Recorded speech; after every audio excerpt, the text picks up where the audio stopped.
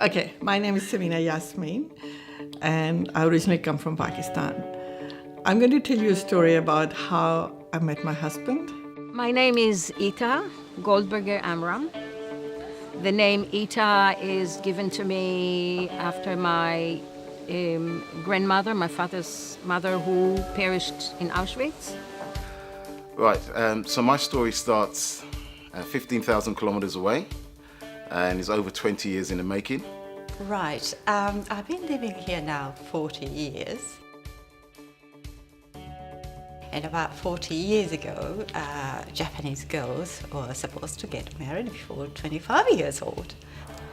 You can say that I'm a regional boat people. I think I'm in love with this guy. And I feel sick. I physically feel sick. And I don't know what to do with this. And I'm thinking, that's a problem, he's married. Like, this isn't it, is it? Wake up, go to work, eat, go to sleep. Wake up, go to work, eat, go to sleep. I'm like, this can't be it. This is because it's 1985, and in 1985 this idea of multiculturalism is huge, and even though we're kids, we understand that.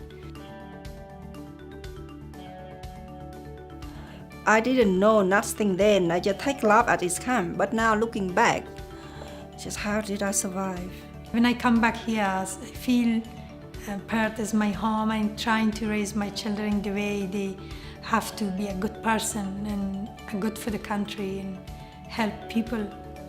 And the one said to the other something like, oh, this poor kid, seriously, he's never going to hear anything in his life. He's so deaf.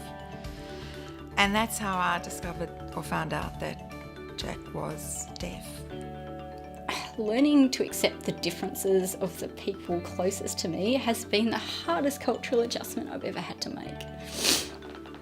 And he went, right, so you're a pom from England called Aussie and you're bald and you're black. And I said, yeah. And at this point, I'm waiting to hear, all right, wait there, I'll be there in a minute.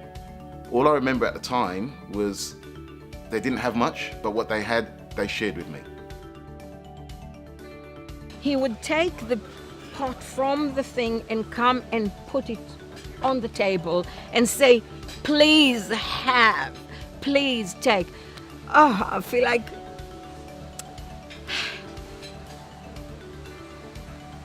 overwhelmed by this, this is what I've got. Take it, because I've got nothing much than that, so take my love. When I cook, smell goes to neighbor's house. I want to share. And at the first 2-3 times, I take a plate for the neighbors. Now my neighbors, they know. When I cook, said, oh, what did you cook yesterday? You didn't share a plate. Oh, sorry, I forgot.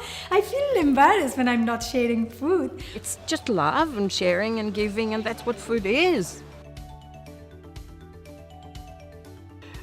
But my question was, for me to get married to a person who is not a Muslim, would I be able to live with myself and think that my love for God still stays supreme compared to any other love?